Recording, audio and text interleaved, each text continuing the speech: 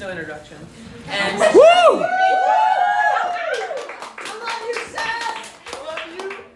but if you had to have one, that was it. So, hey, she's going to pray for the message tonight, and then we're going to jump in. All right, let's pray. God, I just want to thank you for letting us be able to have a community like this where we're able to worship you. And I just thank you for the simplicity that we're able to be in your presence. And I just want to thank you for that fact that you are loving, you have reckless love for us. And I just want to pray for retreat, that we're able to continue that worship. And I pray that a lot of good conversations come out of that. And I want to lift up Morgan, and that you are just able to speak through her, and that you are able to just share her wisdom to us. And yeah, I just thank you for all of these things. In Jesus' name I pray, amen. Thank you, beautiful. Thank you, thank you. All right. Hi, everybody. Hello. Happy Thursday. I'm excited to be sharing tonight. I'm excited to be continuing our Wrecked series tonight. I almost said Reckless, I'm so used to it. But our Wrecked series tonight. And to start tonight, I actually want you guys to think about something. For who has a license here? Like, who is licensed to operate a vehicle? A marriage license? What kind of license are you about? I do need a driver's license. Okay. I want you to think about when you were learning to drive a car, for those of you that have a driver's license. I want you to think about who taught you primarily how to drive a car. Maybe, well, like, hopefully, this was the best driver in your family that was nominated for this job. Maybe, but if not, maybe you just learned by example of what not to do in the car. I don't know. But I want you to think about when you learn to drive a car, who taught you to drive a car. At some point, sometime, somebody taught you a really important lesson about driving. And that is the importance of checking your blind spots. Yes. This isn't like news to anybody. The importance of turning your head before you turn your wheel to change lanes is very important. Everyone that drives knows about blind spots and that you're supposed to check, right? This isn't news. Okay. It matters that you guys know this tonight because, you know, when I was in high school, I didn't have a car. I had a license, but I didn't have a car. And so I rode around with my friends a lot. One of my best friends, her name was Lindsay. And I'll never forget this moment when I was riding shotgun in Lindsay's car when Lindsay tried to cross 4 lanes of traffic at 5 p.m. in Newport News. Which ain't no joke. It's not illegal. It's fine. You can do that. But it ain't no joke. People die. And what's scarier is that I quickly learned that nobody had taught Lindsay about blind spots. Oh no! Which was alarming, but it was even more concerning because she had had her license for like 2 years. Which was just scary. But I'll never forget this moment. I can close my eyes. This is like 10 years ago, you guys. Like 10 years ago, this moment, I can close my eyes and put myself back in the terror of that vehicle crossing 4 lanes of traffic. 10 years later, I can still picture the expression on the other drivers' faces. I still remember the words they shouted at our vehicle as Lindsay confidently and courageously cut every single one of them off. Horns were honking and brakes were being hit. And all I can say is the Lord placed around us many a defensive driver that day. Because we made it across all 4 lanes unscathed. It truly wasn't just shocking, it was a miracle. And you know, Lindsay and I, we lost touch after high school, but I'm not joking when I say sometimes today, like when I change lanes and check my blind spot, I just worry about her. I feel a little bit of concern. Where is she now type of vibes. How is she doing? Maybe you have a driver like that in your life. If you're not that driver, I don't know. Maybe you've experienced a few almost uh-ohs when it comes to blind spots. Like, oh, I almost didn't see them, or they tried to come to my lane. They almost didn't see me. I had to honk like my horn to avoid a car accident. I don't know. But blind spots are really only an issue if someone is in them, right? Very true. And if you don't check, you'll never know, which can be really dangerous. And so actually one of the things we're going to do tonight as we continue in our series, and we're talking tonight about how Jesus really wrecked the lives of the religious in the Bible. One of the things we're going to do tonight is actually look at some of their blind spots and some of ours. There's a story in Mark chapter 10 about a blind beggar named Bartimaeus, which is fun to say. And as Jesus, the story goes kind of like this, as Jesus is walking, he's leaving this big city, and at this point in his ministry, a pretty big crowd had begun to follow Jesus and surround him. And so he's leaving the city with this large crowd around him, and this blind beggar, Bartimaeus, actually cries out to him, cries out to Jesus for help. And when he did this, the crowd of people that were surrounding Jesus looked down at Bartimaeus and actually scolded him, like rebuked him, dismissed him, ignored him, hushed him, and tried to keep going until Jesus stops and says, whoa, wait, like let him come through. Bring him to me. And the crowd does, and Jesus heals his blindness. And Bartimaeus can see. And he begins to follow Jesus in that same crowd of people that originally dismissed him. Which I love this story. I think it's so cool. It's one of the many examples where you see Jesus stand up for someone that people often dismiss or ignore in the Bible. But if you really think about this story and think about this text, it also leaves us asking the question, who was really blind in the story? Who was really blind in the story? Was it Bartimaeus? Or is the blindness that Jesus wants to bring into the light actually that of the crowds? And tonight, yes, we're talking about how Jesus' life and teaching wrecked the plans and the comfort zones of the religious. And I want to start tonight by talking about some of their blind spots, because over and over again throughout the Gospels, you see this. You see Jesus address a type of spiritual blindness among the religious leaders. And really a major blind spot for the religious came to light anytime it involved their reputation. And you see this a lot, especially in moments that are really supposed to be about intimacy with God. You see them make it about them. Moments like prayer. In Matthew 6, when Jesus is preaching the Sermon on the Mount, he addresses this pretty bluntly when he says this, and when you pray, don't be like the hypocrites, for they love to pray, standing up in synagogues and on the street corners to be seen by others. Is there anybody in the room here that, if you're being really honest, you are a little bit afraid to pray out loud in front of people? Anybody? Probably like a lot of us. I see you, girl. I see you. You did great. I think that's probably most of us, like all together, a lot of us. And I still remember this moment when I was in high school, and I was going to this youth group, and one of the youth leaders looked at me right before our Wednesday night worship, which looked very similar to how we do things here on Thursday nights. And he said, Morgan, tonight I want you to open up worship with a devotional and a prayer. And I was like, I had like 30 minutes to prep. And I said, absolutely not.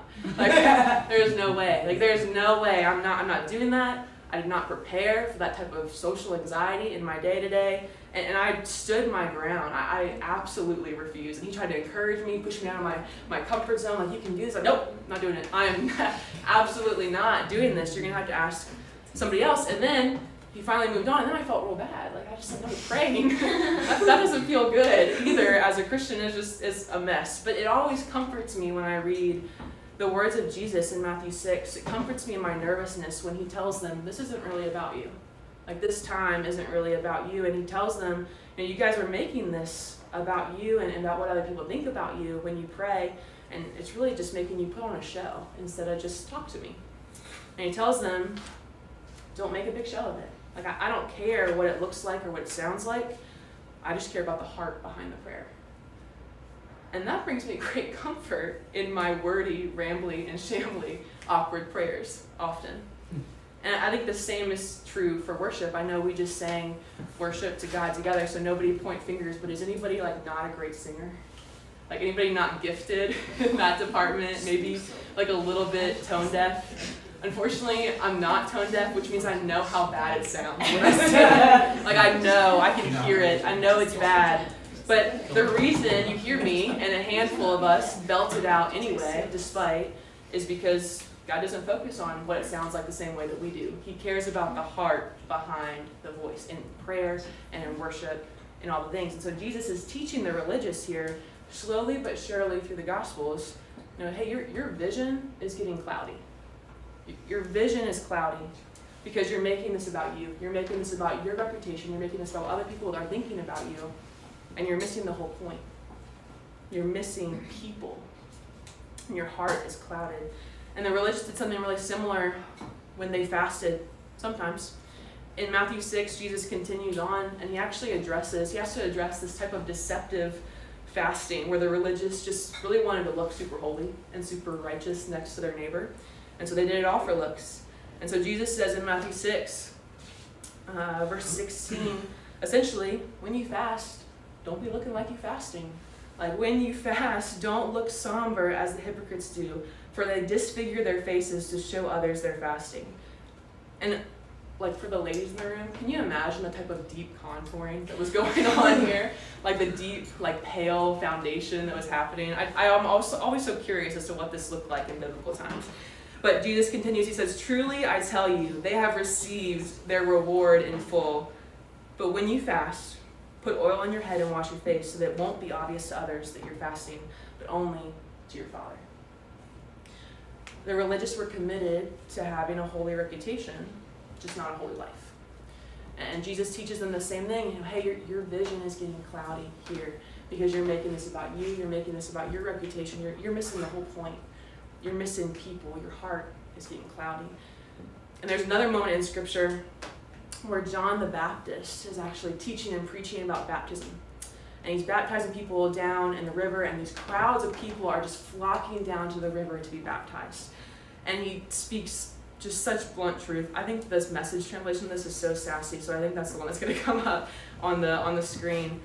But it illustrates really beautifully how he put this. In Luke 3, it says, "When crowds of people came out for baptism, because it was the popular thing to do, not because of heart change, because it was the popular thing to do, John exploded. 'Brood of snakes,' strong start. What do you think you're doing slithering down here to the river? Do you think a little water on your snake skin is going to deflect God's judgment? It's your life that must change, not your skin. And don't think you can pull rank by claiming Abraham as a father. Being a child of Abraham is neither here nor there. Children of Abraham are a dime a dozen. God can make children from stones if he wants to. What counts is your life. Is it green and flourishing? Because if it's dead wood, it goes in the fire. Right? Oof. John calls it all out, like right here. All the people coming to get baptized because they're thinking it's going to make them look extra holy to their neighbor, compared to their neighbor. John says, might as well not even. Like, that just doesn't matter. If your heart doesn't change, God cares about the authenticity of your heart. And this is how Jesus wrecked the religious. Like, this is how Jesus wrecked the plans and the life of the religious by telling them that they were blind and that they needed to change and shift their focus from themselves, their reputation, what other people thought about them, to the real condition of their hearts. And all these examples I just gave of the religious, they're doing like good things, right? Like prayer and fasting and baptism. But every single one of those examples in Scripture leaves me questioning their hearts. Leaves me questioning their authenticity and their intentions, because it just seems like they care way more about checking boxes and just looking the part than the real deal. And when I think about this, sometimes, me too. Sometimes me too. I grew up in a church, and I believed for a very long time growing up in that church this lie that people really only loved me if I acted right. If I followed the rules, if I acted the way they thought I was supposed to. And really, it only mattered to them if I checked all the boxes and made the right decisions. And if I stepped outside of that lane, I would not be loved or welcomed or celebrated anymore. I would just be talked about behind my back. And this lie created a pretty big blind spot in my life, just like the religious, around my reputation. Because what it led me to do is it led me to hide all of the ugly parts when I would show up on Sundays and any other day. And it led me to hide all the mistakes that I made and really just proclaim the good. And oftentimes when I went to church, I was so focused on me that I didn't even see people on my left and right. I wasn't even looking for who else was in the room around me. And this is very honest. I really believe it wasn't until I started ministry at CCBT here that I started to acknowledge the way that God had been refining this in my life and was continuing to refine this in my life and really teaching me how to be vulnerable about the hard things. And what's really cool is that he used a lot of you guys in this place to teach me that more and more. People here that were just getting this right, that knew what vulnerability and authenticity looked like in their faith, to teach me how. And it began to transform my friendships. It began to transform even my leadership. And sometimes, a lot of the time, I still mess this up. If you saw me this week here at the campus house or elsewhere prepping for tonight, you probably saw me sweating a little bit. And I was struggling with my words for tonight, getting them together, getting them organized. And there's probably multiple reasons for that, but one of them is because as I was thinking and as I was writing about my blind spots this week, I thought of a lot of examples in my life that I thought about sharing just to illustrate some of these things. And to be honest, I just felt really ashamed of them. I felt really embarrassed of these examples that I thought of at times that I didn't love well, and times that, I really missed the whole point in my blindness, and times I judged people that I didn't understand, or even times I felt superior to others or said yes to opportunities just because it made me look good. And I know I don't have to be ashamed or embarrassed because God's grace covers each and every one of those things, and He's continuing to refine this in me. But even this week, as I was writing, as I was preparing, reputation came up as a blind spot. I thought, I can't share that on Thursday. I don't want that to change the way they think of me. I don't want that to change if they feel like I'm a safe person or not. I don't want them to think I'm that person anymore. Because God's been using people and will continue to use people every day around me to teach me my blind spots. But reputation sometimes is a blind spot for me. Things around reputation, and maybe yours are different. Really, it's any area of your life or your faith where you just don't see clearly. You don't see truth clearly. And one of the things I've learned is that whether we're talking about us in this room now today, or we're looking at the religious in the Gospels that we study and read about, when you look at the whole picture, more often than not, the root of our blindness is often pride. The root of our blindness is often pride. And over again, Jesus seems to be showing the religious how pride is making them blind. And out of anything and everything that Jesus could really lean in and teach them and talk to them about and try to refine in them and work on with them, more often than not, when you read the Gospels, it's for the religious, Jesus is calling out their pride. Probably because Jesus really understood that pride gets in the way of loving people, which is what Jesus is all about, what Jesus calls us to be all about. Pride gets in the way of loving people well. And when you have an unaddressed blind spot in your car or in your life, it doesn't matter, you don't see people. You just don't see people. And it's only a matter of time before that causes a collision in your life. And that might hurt you, that might hurt somebody else, I don't know. But it's a barrier to the gospel, it's a barrier to influence, it's a barrier to loving the way Jesus calls us to. And so He calls it out repeatedly, over and over again, because, not unlike today, the religious had a way of drawing lines between them and the people that they didn't want to associate with. Maybe you've experienced this even now. Whether it's because they were so focused on themselves, kind of like Lindsay blaring across 4 lanes of traffic, that they didn't make time to look around for others, or it's because they played the comparison game, elevating themselves and feeling superior to the tax collectors or the sinners or the sick or the outcasts or just people that weren't like them. And does anybody have siblings in the room? Yes, maybe? If you have siblings, you probably know what the comparison game is, most likely. And depending on how you compare, this game can either leave you feeling superior or inferior. And it doesn't matter which, either one is going to hurt that relationship that you have with that person. The religious had a habit of shutting people out that didn't worship like they did, that didn't look like them or talk like them or have the same background as them.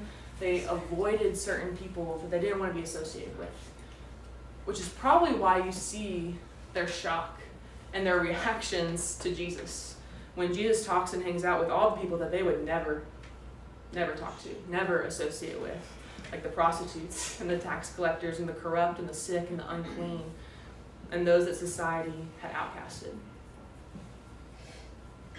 When I was in college, particularly my freshman year, I remember feeling a pretty distinct separation between my friends that I had in my dorm and my friends that I had in the campus ministry that I was involved in. And I think one of those reasons for that is because some of my friends in my campus ministry, not all of them, but a couple of them, really looked down upon the lifestyle of some of my friends in my dorm that went out a lot and partied a lot, and really had pretty unhealthy relationships with alcohol their freshman year and drugs. And I remember feeling this separation between these two groups of people, and I think a really good example of what I'm trying to get at here and how it still exists for us today is actually a story that my friend Abby Ketchum told me. And I'm going to tell it to you just like she told it to me. And it's about one of her really good friends when she was in college, and I don't remember her name, so I'm just going to call her Rebecca. Just being honest. But Rebecca, or whoever, was a Christian. And she was just one of those incredible, inclusive, friendly to everybody people. Just all-inclusive. Everyone had a spot at her table. Rebecca was a believer, but she had a lot of friends that weren't. And one of her non-Christian friends invited her to a party. And she went. Rebecca went with her. And when they walk through the front door of this party, her non-Christian friend kind of leading the way, and it's bumping. And she opens the door and she shouts in to everyone she knows. She says, "Hey everybody, this is Rebecca. She's a Christian, but she's not an asshole." And the whole place just goes crazy cheering for Rebecca. And it was great. She made so many new friends and connected with so many people. But that was her intro to every person in that room that night. But it's kind of memorable because for a long time, Christians and the religious really have drawn lines that keep certain people out, that don't act the way that we think they should. And when someone's willing to cross those lines in compassion and love, it's memorable. It matters. And that's exactly what Jesus calls us to do, but it's also exactly what the religious weren't really willing to do in the Gospels.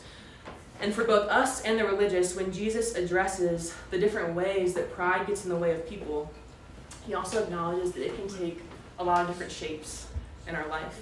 And really, that's the last thing I want to talk about with you guys tonight, is just a couple of different ways that pride comes up in our life. Different forms it takes, different shapes it takes in our day-to-day. And the first is I'm better than you pride. I'm better than you pride. This is the, at least I'm not like that person pride. This is the, I may have just used a swear word in a sermon, but at least I don't swear as much as Mike pride. This is the, I may have done this past weekend, but at least I didn't do that this past weekend. This is the nobody works like I do.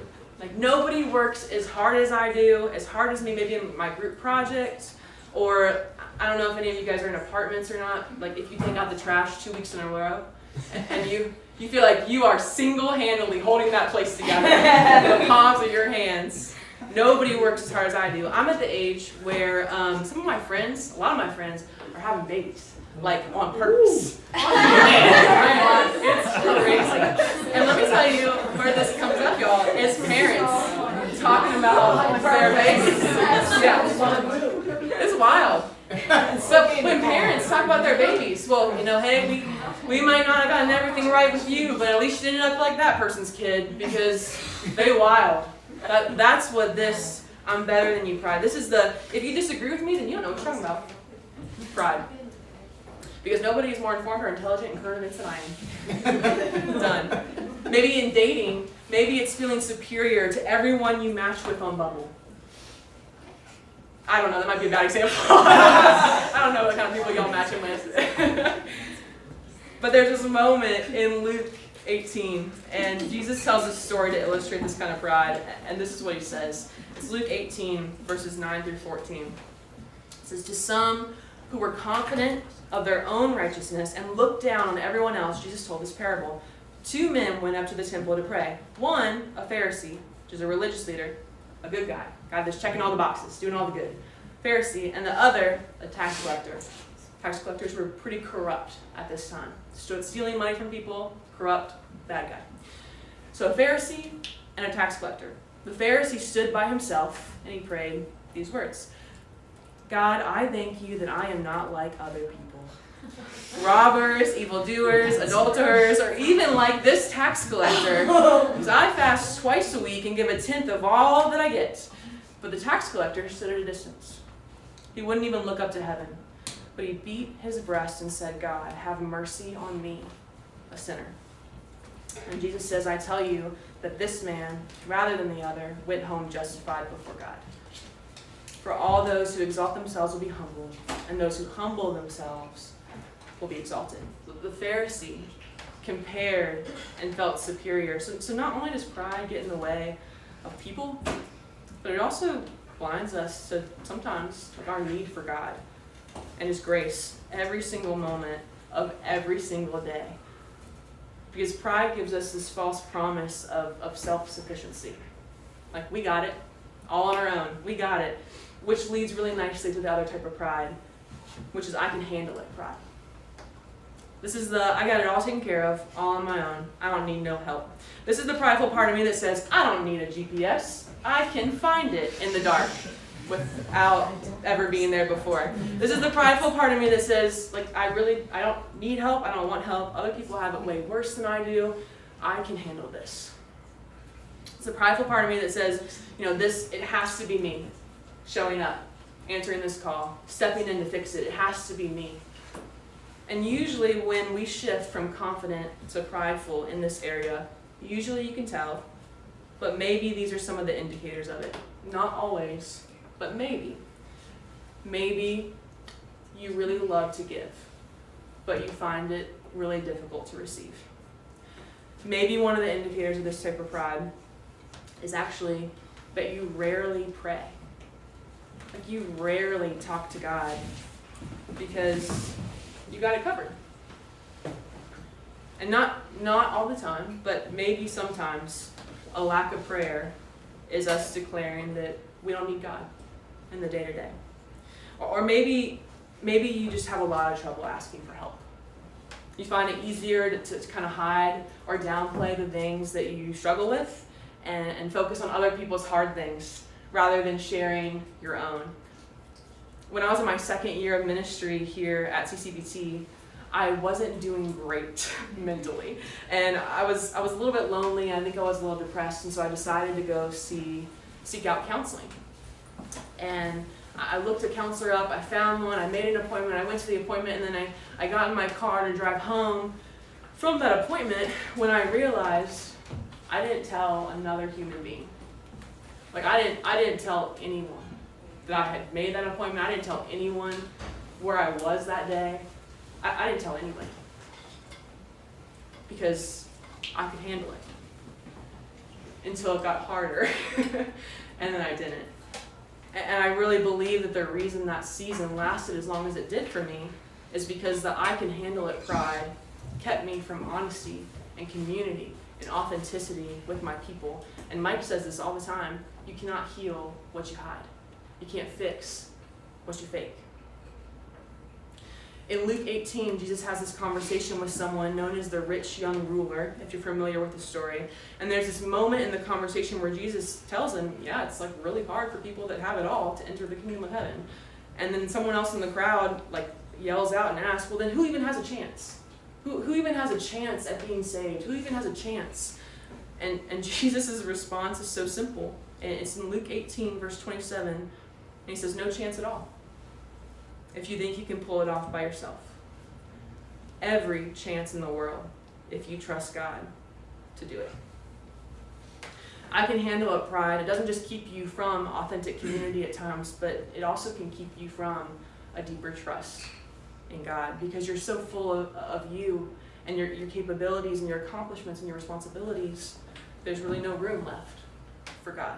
Maybe we forget our need for Him.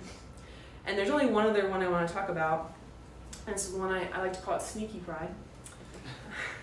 Because for some of us, we play the comparison game. I think part of that's human nature, but we play the comparison game, and it doesn't lead us to feeling superior. That I'm better than you pride. That's not where it leads us, but it has the opposite effect. This is the I can't take a compliment without deflecting with sarcasm. Pride. And I've said this before up here, but it took me a really long time to realize that a lot of my insecurities are just pride in disguise. Because either for superior reasons or inferior reasons, I'm still walking in the room and making it all about me. And pride does this. It can sometimes disguise itself as insecurity. And you guys know insecurity makes us act a fool. Like, just makes us act in ways we are not proud of. It makes us less focused on our purpose. And it makes us more focused on racing the people next to us instead of cheering each other on. And that's why Jesus is quick to wreck every single type of pride in the religious, no matter what shape it takes, because pride is a barrier to loving people well, and Jesus loved people. He wanted us to love people, and he saw how pride kept certain people out when he wants us to invite them in. And so all Jesus does is call us to follow an example that he set, really as the only one that didn't have to set this example, and that's to be humble. In 1 Peter 5, verses 5 and 6, it says, "All of you clothe yourselves with humility toward one another, because God opposes the proud but shows favor to the humble. Humble yourselves, therefore, under God's mighty hand, that he may lift you up in due time." And for me, humility is just recognizing God is God and I am not. God is God and I am not. It's reminding me of who God is, who others are to God, and who I am before God. But sometimes humility starts with asking the question, it's really all I want you guys to think about tonight, is the question of, where are you blind? Where are my blind spots? Are there people around you, like Bartimaeus, that you're ignoring or dismissing or blind to? People like the LGBTQ plus community. That was a blind spot for me for a long time. And I sort of just disengaged from the whole conversation when I was younger because it felt kind of complicated. I didn't see them because they were in my blind spot.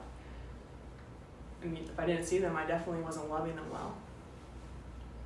Until God gave me a bestie who later told me that he was gay. And then a bunch more in high school and in college and now. And those relationships finally made me look at a blind spot in my life, a group of people that I kind of ignored, a group of people that I really wasn't inviting in. And they all taught me to love a whole lot better. One of my family members was a blind spot for me for a long time, sometimes still is. And I really just couldn't see clearly when it came to them, because I was so mad about things that had happened a long time ago, like long in the past for us. And it was actually other people that saw the blind spot that I wasn't looking at and had to point it out for me so that I could learn to love better. And I could keep going. I could give you an example of one of my roommates in college that became a blind spot when comparison and that game of superior or inferior just set in and took over a season of our friendship. Or I could give you an example of being on the other end, being in someone's blind spot. As a woman in ministry, there are certain tables that I'm not invited to. And there are certain rooms that I'm not welcome in, because it's a blind spot for some. When Mike and Brandon and I go in the summertime and preach at different churches, there are certain churches that I'm not welcome to share at, because it's a blind spot for some. It's a blind spot for the minority, but still some. Are there people in your blind spots? And tonight is not about making you feel guilty if you feel proud in certain areas of your life, because that's not a problem. It's just to make you ask the question, are there people or places that pride is blinding me to in my life? Or maybe am I just so focused on what I'm doing and where I'm going, crossing 4 lanes of traffic, that I'm just not even looking around at the people around me. I'm not seeing people the way God desires me to. And the thing about the religious in the Bible is that when Jesus calls them out, some decided to walk out of that blindness. But a lot of the religious stayed. in their blindness because of pride. Some let Jesus do the work of wrecking them and giving them new eyes to see better. And some kept their cloudy vision because it was what they've always known. It was what was comfortable to them. And as we get ready to do one more song in worship, I just want to challenge you with a couple of questions to think about that I think are going to come up on the screen. Because the words of Jesus changed everything for the religious. Because he gave them eyes to see what mattered, gave them eyes to see their vision and purpose in their life in a way that wrecked their pride, wrecked their comfort zone, wrecked their tables, and who got to sit there and gave them a better purpose. And so as we go into a time of worship, these are the 3 questions that I've been thinking about this week that I want to encourage you guys to think about too. Maybe you take a little screenshot and think about them later, maybe now during this song. But it's these. Where are my blind spots? And if you don't know, like sometimes you don't know because you ain't looking. I bet someone close to you does. Where are my blind spots? Are there places and people that pride is blinding me to in my life? And then what does it look like for me to practice humility? Day to day, with my roommate, as a student, as a son or a daughter. Like, what does it look like for me to practice humility each day the way Jesus calls us to? So I'm going to ask if you guys want to come up for a last song, and I want to pray first really quick, and then we'll worship together. All right. Let's pray. God, we just thank you so much for tonight and just this series where we get to talk about really how you change everything. How you changed everything and for others throughout all of history, but also just for us today. And God, I pray that you would just give us the eyes to see places that we're blind, places we're not looking, places we're forgetting, places and people that we're ignoring. Would you give us eyes to see people the way you see people? And would you give us good community just to help us do this well as we fight against pride and strive to clothe ourselves in humility? God, teach us what that looks like. Lead us in this. We love you and pray that these words are just glorifying to your name and the beautiful example you set just through your son, who the only person that didn't have to take on and clothe themselves in humility, he did, and set this example for us. In your name I pray. Amen. All right, let's stand up and sing this last song.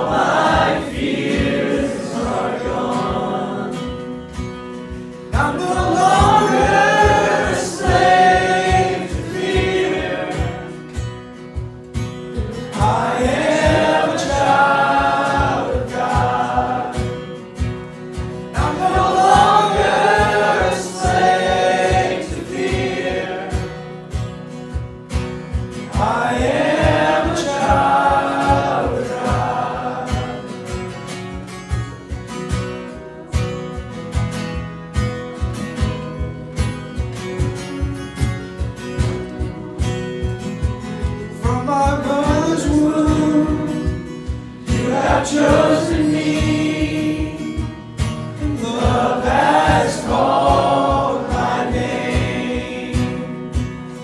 I've been born again to your family. Your blood flows through my veins. And I'm no longer a slave to fear. I am a child of God. I'm no longer a slave to fear.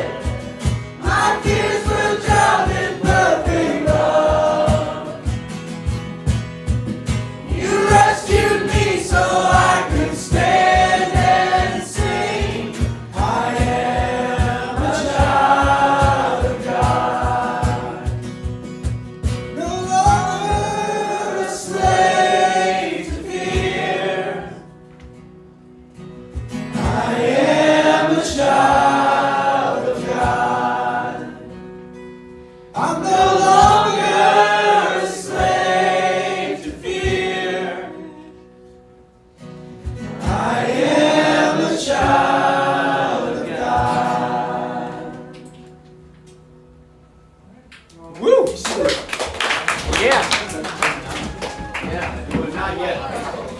Hey, man, that was incredible. Just thank you guys for leading worship. Let's thank Morgan for just sharing God's word.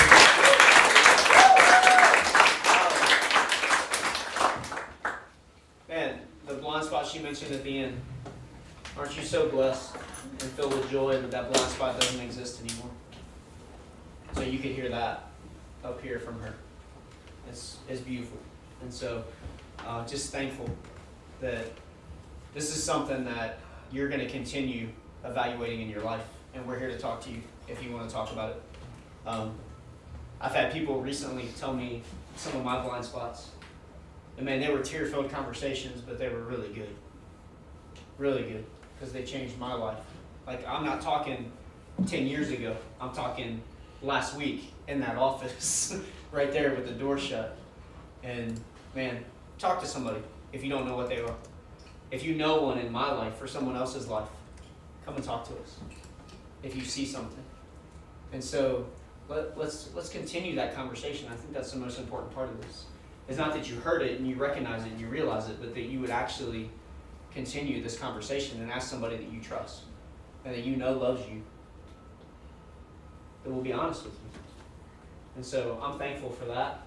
And so tonight we got a couple other things. Kaylee's going to come up here and do announcements in just a second. But first, we've got some business to take care of. Stretch a little bit. Yeah, just stretch it out. Stretch it out. You don't want to pull a hammy. Do a little hammy stretch. Oh, yeah. I don't know if that stretched a hammy. I'm not sure even what a hammy is. I don't know.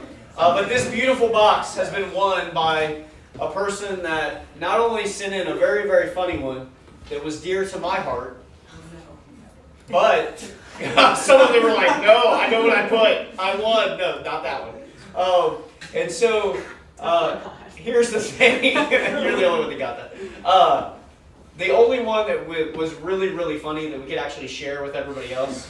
Some people came really strong with like things that we could not share on the live stream. Amazing. I'm so proud of each of you, actually. But this is going to the one, the only, Holly. Now,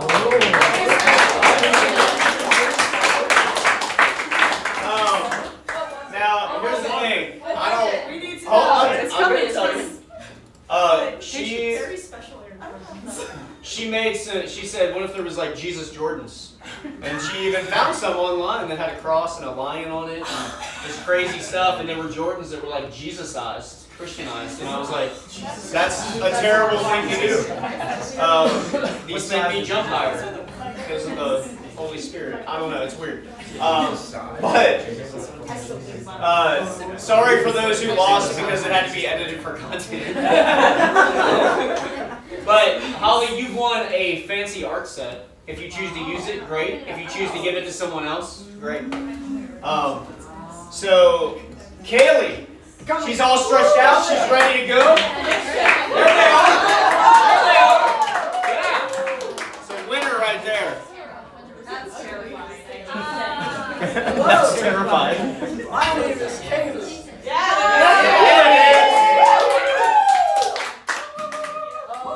I think I know some of these. So tomorrow we have a retreat. Woo! Here at 6:30. Yep.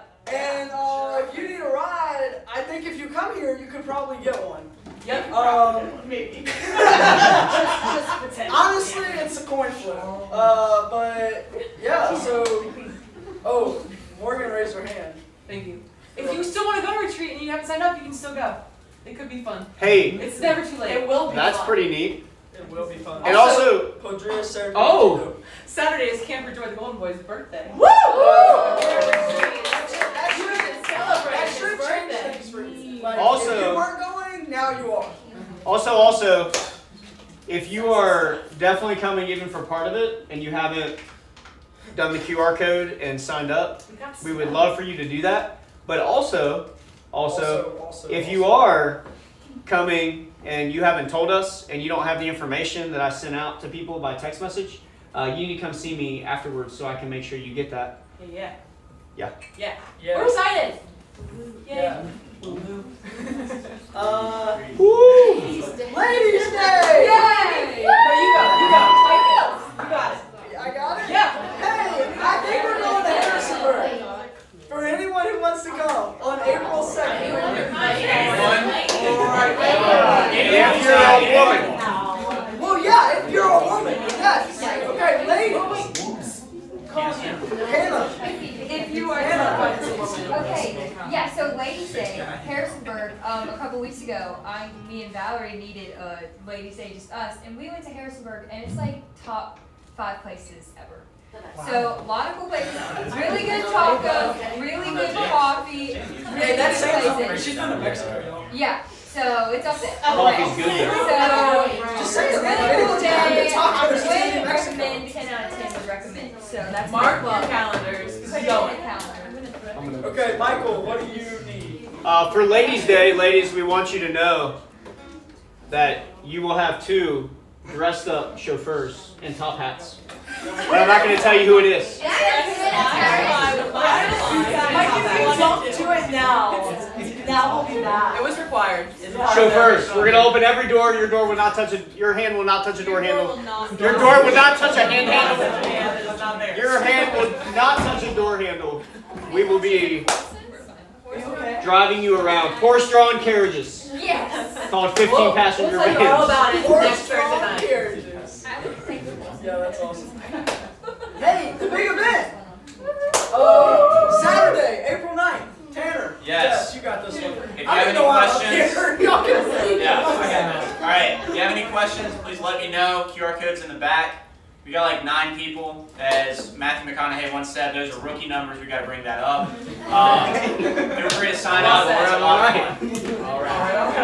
All right. Everybody did it. We have Bible studies every week, Sunday and Wednesday.